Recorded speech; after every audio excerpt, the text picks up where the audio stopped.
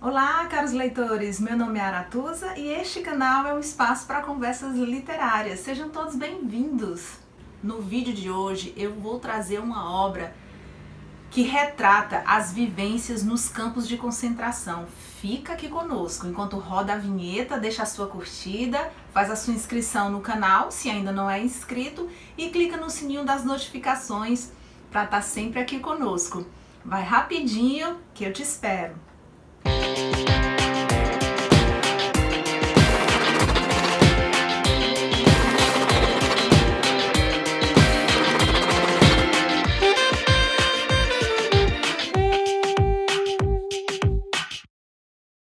E eu estou aqui com meu exemplar em formato e-book, obra deste autor Viktor Emil Frankl, Em Busca de Sentido, esse psiquiatra, psicoterapeuta, logoterapeuta fantástico.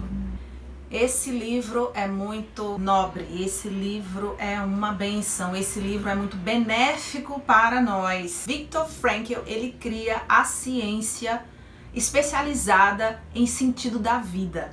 Ele que é um sobrevivente de 4 campos de concentração, incluindo-se aí na lista Auschwitz, que foi o campo mais cruel de todos. No total, morreram cerca de 6 milhões de judeus. Os campos de concentração foram construídos para esse extermínio em massa. E esta obra é dividida em 2 partes principais. A primeira parte é o relato, as vivências de Viktor Frankl nos campos de concentração pelos quais ele passa, ele vai fazendo essa narrativa e vai trazendo para nós alguns dados, algumas situações vivenciadas lá dentro. E o mais especial de tudo isso é que ele mostra todos esses fatos, todos esses acontecimentos sob a ótica da psiquiatria, da psicologia, da logoterapia, que é o nome da ciência criada por Viktor Frankl. A logoterapia é assunto da segunda parte da obra. Então, na primeira parte, ele já vai nos chocando, já vai nos sensibilizando, sobretudo porque o Holocausto é de fato uma mancha na história da humanidade. É difícil olhar para essa realidade sabendo que as atrocidades vieram das mãos de seres humanos. É inacreditável. E algumas situações vão nos chamando a atenção, nos fazendo refletir bastante. Ele traz já a ideia de ilusão de indulto. Eu acho isso bem interessante, porque eles vão entrando ali no campo de concentração e vão tendo essa ilusão, que é a ilusão de indulto, que no último minuto, alguém que foi condenado e vai ser executado, essa pessoa vai com esse sentimento de que no último minuto ela vai receber indulto. Então, para eles, esse primeiro momento era essa sensação de que não deveria ser, não poderia ser tão ruim assim, que daria certo, que eles iam passar por aquela situação. E ele vai falando do choque, da recepção. Eles foram recebidos ali no campo de concentração e passaram dias sem comer. 3, 4 dias, e ali no 4º dia receberam um pedaço de pão, uma lasca de pão. E na verdade, no dia a dia dos trabalhos forçados, eles recebiam uma sopa aguada com um pedaço de pão. Era a única refeição do dia. Alguns guardavam no bolso o pedaço de pão e ficavam comendo aos poucos para tentar se nutrir ao longo do dia. Ele fala, inclusive, de um cozinheiro que tocou muito a vida de Frankl, porque o cozinheiro fazia o bem sem olhar a quem. Ele mergulhava a concha na sopa, tentando pegar algum pedaço de algo mais sólido. Ele mergulhava a concha e ia colocando dentro dos pratos, sem interessar se era amigo, se era um companheiro mais próximo. Ele fazia o bem a todos, ele queria nutrir a todos. Isso marcou muito a narrativa do nosso autor. Essa bondade é algo que marca, é um detalhe, é uma porção de bondade que marca a vida das pessoas. Isso ele vai falar mais na frente na logoterapia, que é a segunda parte do livro. Eu vou falar um pouquinho também. Tem muito material de Viktor Frankl difundido. A ciência, né, a logoterapia, ela é descrita em 20 volumes. Então aqui não tem como ele falar assim tudo para nós. Ele vai dando umas pinceladas dessa ciência que é especialista em sentido da vida. Olha que nobre. E tem algumas frases marcantes no livro. Vou ler aqui algumas passagens. O que dói? Ele vai colocando pequenos títulos ao longo da sua narrativa. E ele fala nessa parte, o que dói? A apatia e a insensibilidade emocional, o desleixo interior e a indiferença, tudo isso são características do que designamos de segunda fase dentro das reações anímicas do recluso no campo de concentração. Ele vai descrevendo aqui essa perda de sensibilidade, essa falta de compaixão que vai sendo desenvolvida em cada um dos internos. Ele conta o relato de um garotinho que estava trabalhando na neve, muito frio, muito gelado, e ele estava trabalhando sem calçado, sem bota, trazendo recado, correndo de um lado para outro, e os dedinhos dele foram congelando e necrosaram. E ali no ambulatório, o médico arrancava os dedos do garoto, assim. E isso não trazia mais comoção. Você via o seu companheiro apanhando, sendo esmurrado, ele caía, levantavam novamente, esmurravam ele até cair. Isso não trazia mais nenhum sentimento de penalidade, de misericórdia, de compaixão. Tamanho era o sofrimento pelo qual todos passavam. Os açoites, fuzilamentos em massa, enforcamentos. Então isso tudo ia promovendo um esfriamento, um desleixo interior, uma falta de cuidado, uma indiferença interior. Isso não havia mais espaço para cultivar sentimentos nobres, sentimentos de compaixão. Eles iam sendo encapsulados por essa capa de frieza, de indiferença. O foco era sair dali com vida, era a busca imediata pela manutenção da própria vida. Outra parte interessante, forte também do livro, vou buscar aqui para vocês, que o meu tá no formato de e-book, não consigo ver as páginas. Ele fala de sonhos de prisioneiros, fala da fome, da ausência de sentimentos, como eu já falei aqui para vocês. Felicidade é ser poupado. Essa era a nova escala de felicidade. Eram as miseráveis alegrias que o autor menciona. Então, o que era realmente a felicidade? A felicidade era não ouvir um apito estridente, uma pressão, um soco, não passar por maus tratos. Isso era felicidade. Era poder retirar os piolhos do corpo. À noite, um frio tremendo, todos ali sem roupa nenhuma, naquele barracão sujo, fétido, e eles ali tirando piolhos do corpo. Isso era paz, isso era tranquilidade, poder fazer toda essa operação sem uma pressão externa, sem um agente da SS ali ameaçando a todo instante. Olha só como a escala de felicidade mudou devido às circunstâncias. Há aqui também uma crítica ao pandeterminismo. O que é o pandeterminismo? É a compreensão de que o ser humano não pode mudar diante de determinadas circunstâncias.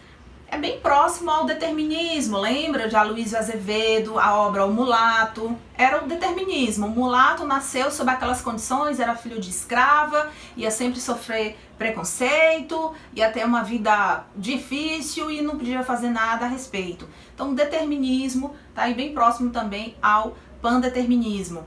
E ele traz uma crítica a isso aqui na obra, diante também de tudo que ele percebia ali dentro, a postura dos prisioneiros diante daquele terrível período de sofrimento, de massacre no corpo, na alma e no espírito de cada um. Então, pegando aqui o gancho do pandeterminismo, a gente pode agora entrar um pouco mais na ciência, na logoterapia, que tem como pilares principais o seguinte: até aqui mostramos que o sentido da vida sempre se modifica, mas jamais deixa de existir. De acordo com a logoterapia, podemos descobrir este sentido na vida de 3 diferentes formas. Número 1, criando um trabalho ou praticando um ato.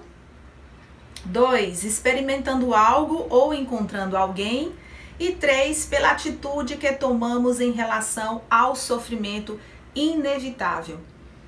É preciso sofrer para encontrar o sentido da vida? Não. Nas palavras de Viktor Frankl, não. O sofrimento é inevitável, mas para descobrir o sentido da vida, não necessariamente precisamos passar por ele, descobrir um sentido ali na dificuldade. Nós podemos encontrar esse sentido, nós podemos tomar posturas diferentes diante da vida, descartando essa perspectiva do pandeterminismo, de que nós não podemos tomar nenhuma atitude diante das circunstâncias, sejam elas quais forem. Aqui na logoterapia, nós podemos encontrar sentido da vida criando um trabalho, praticando um ato, experimentando algo ou encontrando alguém, amando esse alguém na sua originalidade. E experimentar algo, ele até menciona aqui no livro que ele já estava num momento muito difícil, quase entregando os pontos, ele achava que ia morrer dentro de poucos dias. Acontecia muito deles trabalharem até a exaustão, até o corpo não suportar mais. Ele fala isso na primeira parte, que alguns entregavam mesmo os pontos, e quando é que isso acontecia, todos temiam, todos aqueles que eram amigos daquela pessoa, eles ficavam preocupados quando a pessoa entregava os pontos. O que era entregar os pontos? O que era desistir da vida? Muitos se suicidavam, mas outros não levantavam, não reagiam. Podia gritar, podia apitar, podia ameaçar, e ali eles ficavam deitados em suas fezes, em suas urinas, e não reagiam mais. E Viktor Frankl estava num dia assim muito difícil, muita opressão de alma. Ele achava que ia morrer muito em breve. E aí acabou que numa troca que ele fez, uma pessoa faleceu, um companheiro se foi, e ele ficou com a jaqueta, com o casaco. E no bolso desse casaco havia uma oração. A introdução dessa oração, que era Shema Israel, que está lá em Deuteronômio, no capítulo 6, versículo 4, que é a Torá, um dos livros da lei. Ele pegou aquele papel onde tinha Shema Israel, que significa: ouve, ó Israel, o Senhor nosso Deus é único. Ali ele vivenciou, ele teve uma experiência espiritual, transcendental. Ali ele percebeu que a sua vida entrou no eixo outra vez, que havia razão, havia sentido para continuar. Todos os seus experimentos estavam realmente sendo comprovados dia a dia. Ele começou a logoterapia antes de entrar no campo de concentração, as suas reflexões, os seus estudos, experimentos, e ali ele pôde comprovar. Ele passou por aquele momento, ele experimentou algo tão especial com aquele trecho de oração. Então, experimentar algo, vivenciar algo, conhecer alguém, criar um trabalho, praticar um ato, tudo isso dá sentido à vida de acordo com a logoterapia. E experimentar algo também ele insere aqui nesse conjunto o experimentar a cultura, a natureza, a bondade, como havia dito para vocês no início do vídeo, o cozinheiro que fazia bem a todos, sem distinção, e procurava alimentar todo mundo, pegando o máximo de partes sólidas da sopa, para não ir só água, máximo de partes sólidas para dividir com todos, para compartilhar com todos. Isso é um ato de bondade, e essa bondade sendo recebida, ela traz um sentido para nós, ela nos modifica, ela nos transforma, ela mexe conosco. Então, experimentar a bondade, experimentar a cultura, a natureza, a contemplação, tudo isso vai dando sentido, vai colocando a vida das pessoas num eixo bem definido para seguir adiante. E o ponto 3, que é tomar uma atitude em relação ao sofrimento inevitável. Então era esse ponto aqui, o ponto crítico, que era o ponto ali do campo de concentração. Era tomar uma postura diante daquele horror, diante de uma crueldade inexplicável. Era colocar a sua vida dentro de uma esfera em que ela realmente pudesse ter uma continuidade. E ele diz aqui, uma das frases do livro, que você pode ser tolhido de tudo num campo de concentração, ser privado de tudo, menos da liberdade de escolher uma postura alternativa diante daquele horror, diante daquilo tudo. Isso é a logoterapia. Assim, em rápidas palavras, porque há muito material publicado, 20 volumes a sua teoria, ela é bem robusta. Então aqui é só uma pincelada, eu deixo aqui essa sugestão, essa recomendação para você ler esta obra, para você ler esse livro tão especial e que visita-nos de uma forma única, que toca-nos de uma maneira tão benéfica. Então, caros leitores, é isso. Leia em busca de sentido e saiba mais sobre esse psiquiatra, esse psicoterapeuta fantástico, Viktor Emil Frankl, e a sua experiência extraordinária em 4 campos de concentração e também a sua ciência especializada em sentido da vida. Olha que coisa preciosa. Então, toma emprestado, adquire o exemplar impresso ou em formato e-book, como você conseguir, e faça essa leitura tão impactante e tão benéfica. Isso aqui é ciência, é psicologia. Então os psicólogos, por gentileza, fiquem à vontade para colocar aí os seus comentários, as suas complementações, os seus adendos. E nós ficamos por aqui, mas você sabe que eu te espero para outros vídeos. Neste canal é assim, cada conto, cada poema, cada obra é uma história. Tchau, tchau.